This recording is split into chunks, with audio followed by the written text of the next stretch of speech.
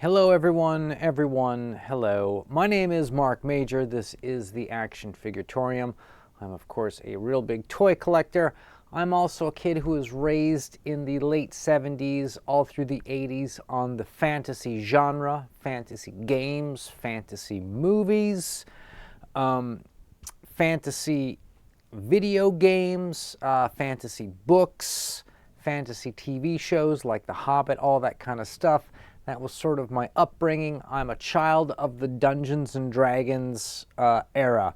And so, of course, since I do love collecting action figures, I love collecting fantasy action figures, and probably the best fantasy action figures out there are the ones that the Four Horsemen make under their Mythic Legions brand. And anytime they release another wave of action figures, I always have to jump in and do my own personal review.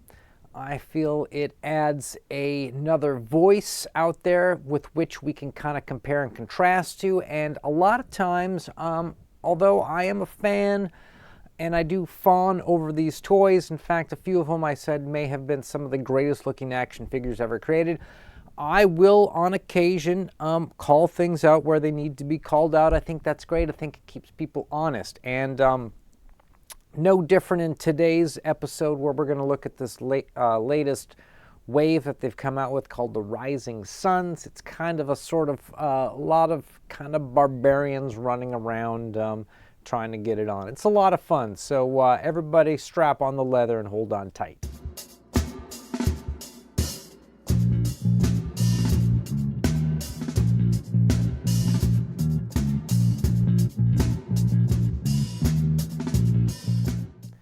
All right, let's switch over to, I don't know what any of these buttons do. Let's switch over to browser cam.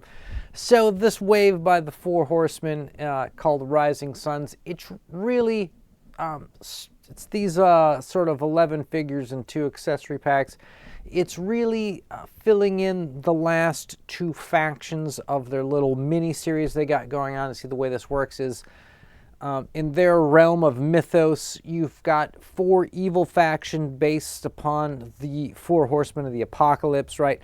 And then to counteract them, there's 4 factions of good characters who are sort of the opposite of these evil characters. And then there are a couple sort of factions that are just one good, one evil, that are not associated with anybody. They're their own kind of, sort of maverick organization running around outside of those other sort of unified gangs. This, on the good guys side, is called House of the Noble Bear, and it is these figures right here. All these action figures are all part of this faction, and the guys who oppose them, the evil side, are the Sons of the Red Star, which is led by this creepy skeleton guy, and this is like a bunch of rogues and assassins and thieves and footpads and killers and all sorts of weird beings and, bad cops, that kind of thing, right? So this wave here consists of 6 figures for the good guys, including 1 mount, 5 figures for the bad guy, including 1 mount as well, and then, of course, the 2 accessory packs. Okay, so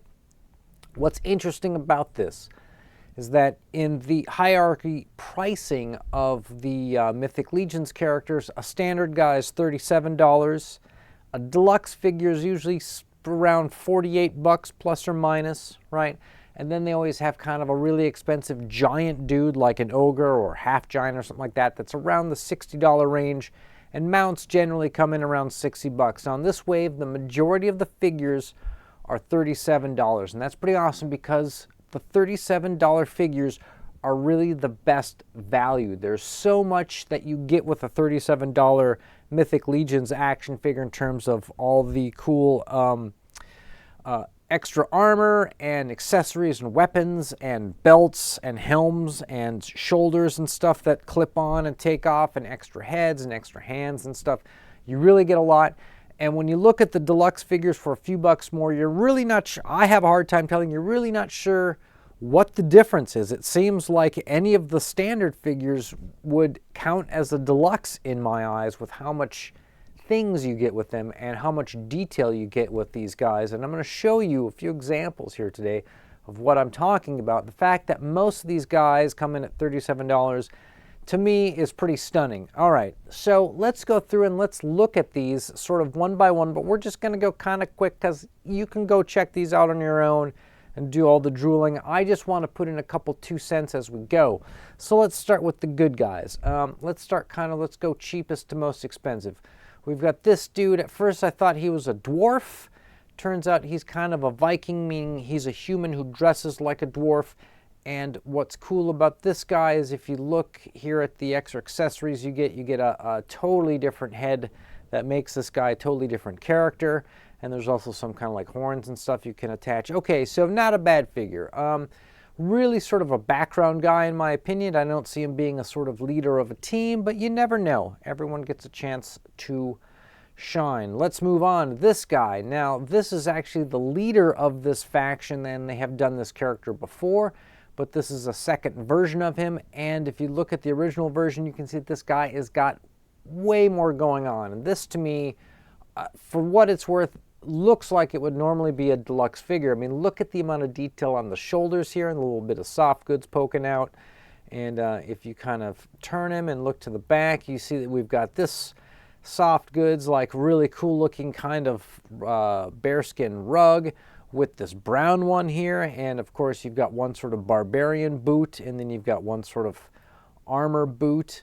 Of course, you've got really detailed, crazy weapons. You get a different kind of head with them. This guy, to me, would normally, if you ask me, I would say $45. To have this guy come in at $37, it's pretty mind-blowing. You know, this is really the time which you should be jumping on these guys. Every time they release a wave, I'm always like, yeah, this is peak, you know, design, and they keep topping themselves. They keep coming out with something cooler and better. All right, so there's those two. Let's move on. Now there's this girl. We get a little bit of female representation. I always, myself personally, like collecting the female fantasy action figures. I think it's the best of what the genre has to offer, is the sort of sexy woman in chainmail with a sword. I always think that's cool. This, at first, I thought maybe she was a dwarf or maybe she's a barbarian woman, but she's a frost elf, so I think she's a little bit smaller, but it's a really cool-looking figure. She's got that sort of, you know, babe in a bikini kind of thing going on. Always love to see these types of fantasy figures, and of course, you get a second head of just a helmet. And the shield's real interesting. It actually has slots for you to put these sort of arrows into it, so it looks like she's had some arrows shot at her and has been absorbed like this. Here's this shot here. This is pretty cool. I think that this is a really awesome looking figure, and you'd be crazy not to go in on one of those. Okay, so moving up from there, we get to this guy, okay? He's a bigger dude. He's $60. Okay, he's a big, giant, weird bull man, but look at this crazy-looking two-handed goat's head warhammer he gets. He also comes with some cattle skulls or ram skulls. Also, you can see how intricate the armor is done, the painting is done, how they mix the soft goods in. It's really just a cornucopia of design.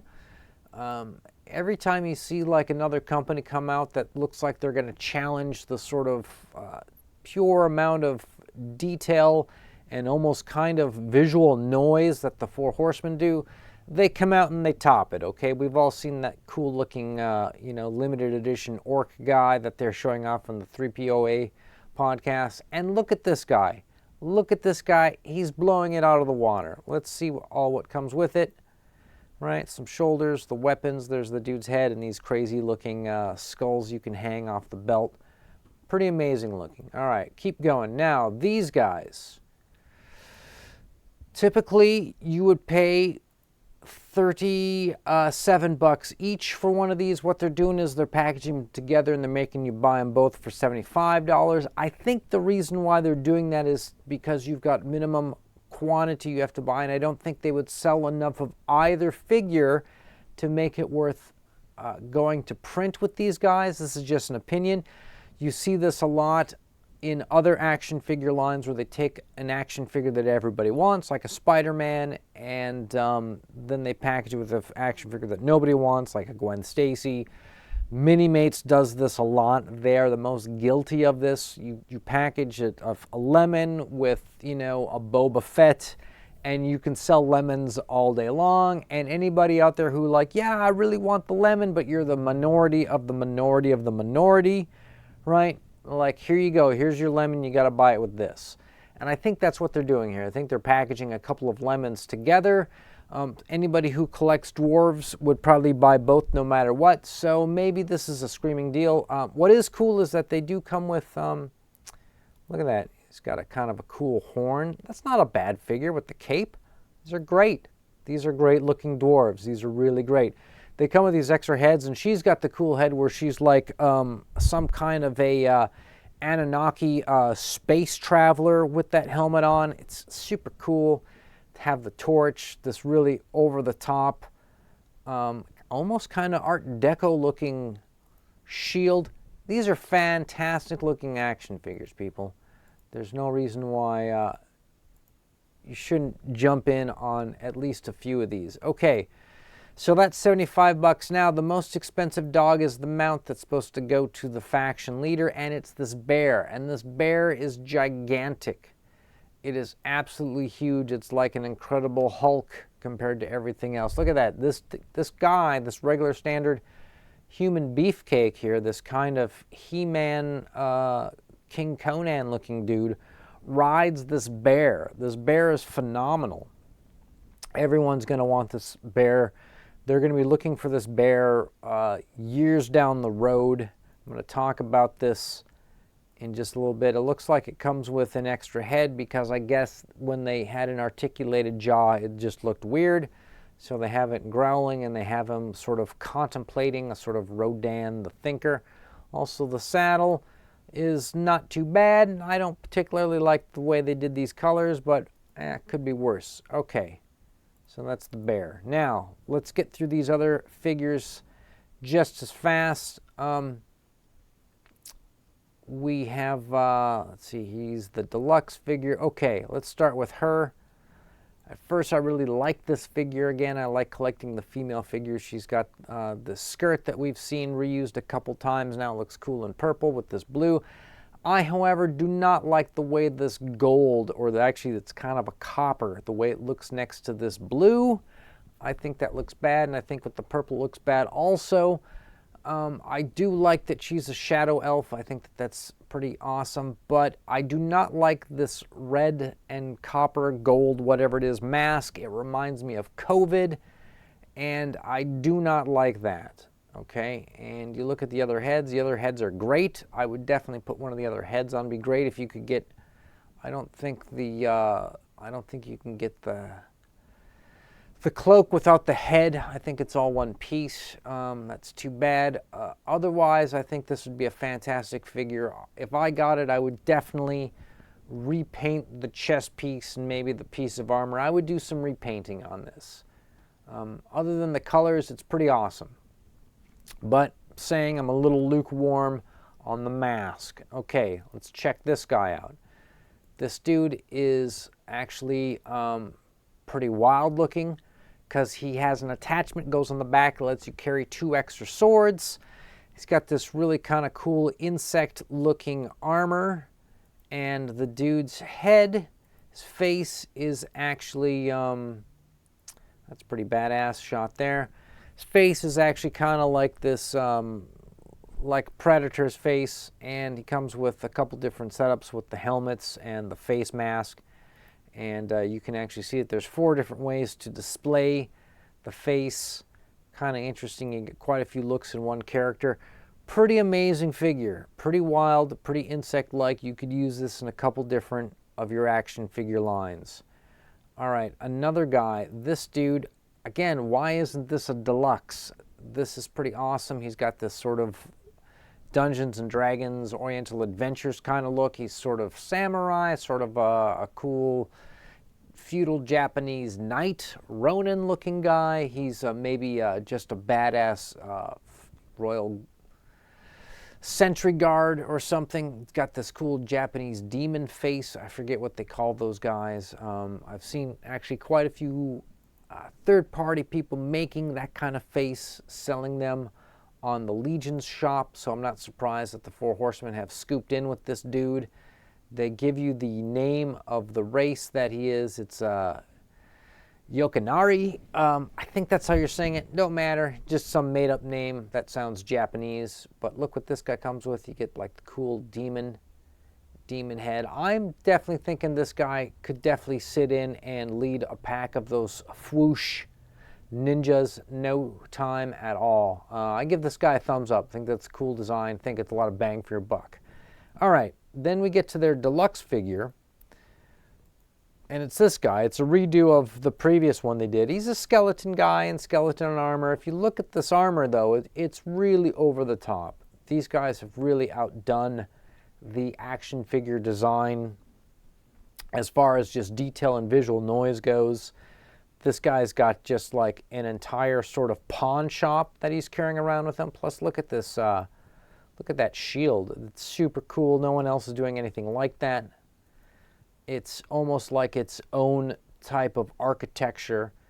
It's like it's borrowing from so many other different realms and just squashing them into one. This is pretty amazing looking. Maybe this is why it's deluxe. It comes with this robe and this face and this head. That's pretty wild looking. I love that. The two little daggers across the front and this weird sort of blowgun dragon thing. Again, there's his like camping outfit. Pretty wild guy. I'm gonna give that a 10. Okay, now the last creature in the line here is this thing. And this is where I'm going to step out. If you've been watching along and been hearing what I've been saying, I've really been into these figures. I think they're doing some really over-the-top, just visually busy, crazy fantasy looks. But this thing is awful. This is really a terribly designed, very objectively terribly designed figure. It's got so much things clashing with it. No part of this looks good. Maybe if you put the guy with the skeleton with all that stuff on top of it, maybe it works then. Maybe as a pair it works, but on its own, this is visually terrible. You've got terribly clashing colors with the black horse against the brown saddle, and then the blue, gold, red on the like the blanket and the fringes. It's really just visually awful. The spikes, the gold spikes on the back that you're not sure if that's part of the creature or if that's braided into the hair or if that's some armor it's wearing. And then it ends with this unicorn. I gotta say, I absolutely hate unicorns. Everything about unicorns. Unicorns are terrible. We need to get rid of unicorns. There's too many unicorns. Everyone's putting unicorns in everything. They're not funny, they're not cool, they're not hip, they're not exciting, they're not cute, they're not lovable. They are atrocious. This is atrocious. Unicorns are atrocious. This is a unicorn. This color design is terrible. The spikes ending with the unicorn helm or horn is terrible.